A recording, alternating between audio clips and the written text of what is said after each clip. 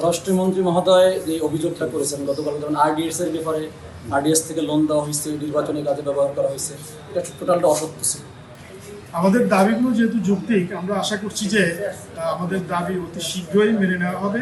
আর এরপরও যদি আমাদের দাবি মেনে নেওয়া না হয়, তাহলে আমাদের কেন্দ্রীয় কমিটি আছে, আমরা বসবো, বসে ছেড়ে আরো বড় পরিসরে আমরা আমাদের কর্মসূচি। কালকে যে স্বরাষ্ট্রমন্ত্রী যে অভিযোগ করলেন মানে সংসদে, মানে এটা রাজনৈতিকভাবে ইসলামী ব্যাংক ব্যবহার হচ্ছে, তারপরে বিভিন্ন তথ্য দিলেন আর কি, এই বিষয়ে গ্রাহক হিসেবে আপনাদের কি, এবং সেও তদন্তের কথা বলেছে, সেই বিষয়ে আপনাদের স্বরাষ্ট্রমন্ত্রী মহোদয় যে অভিযোগটা করেছেন গতকাল, যেমন আরডিএস এর ব্যাপারে আরডিএস থেকে লোন দেওয়া হয়েছে, নির্বাচনী কাজে ব্যবহার করা হয়েছে, এটা টোটালটা অসত্য ছিল।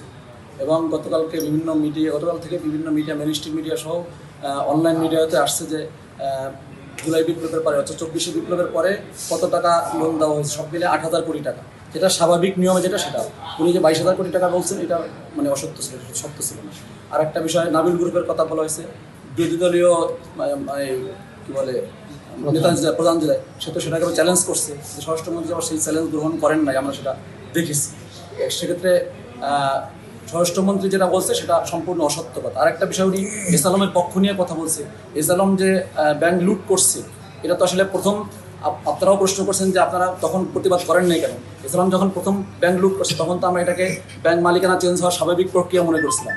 পরবর্তীতে যখন লুট করছে তখন তো আমরা বুঝতে পারছি, কিন্তু বিগত ফার্স্টে আমলে আপনাদের গণমাধ্যমে সেটা প্রকাশ করে নাই, কারণ প্রথম আলো প্রকাশ করছে এই কিছুদিন আগে।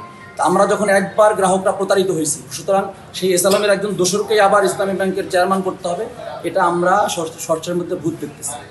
কোনোভাবেই আমরা মেনে নিব না এস আলমের কোনো দোসরকে আমরা ইসলামী ব্যাংকের। আরেকটা বিষয় বলছে যে মানে 5 আগস্টের পরে নিয়োগ হয়েছে 5-6 হাজার, সেটা একদম পুরো রাজনৈতিকভাবে হয়েছে, মানে একটা দলের লোক না।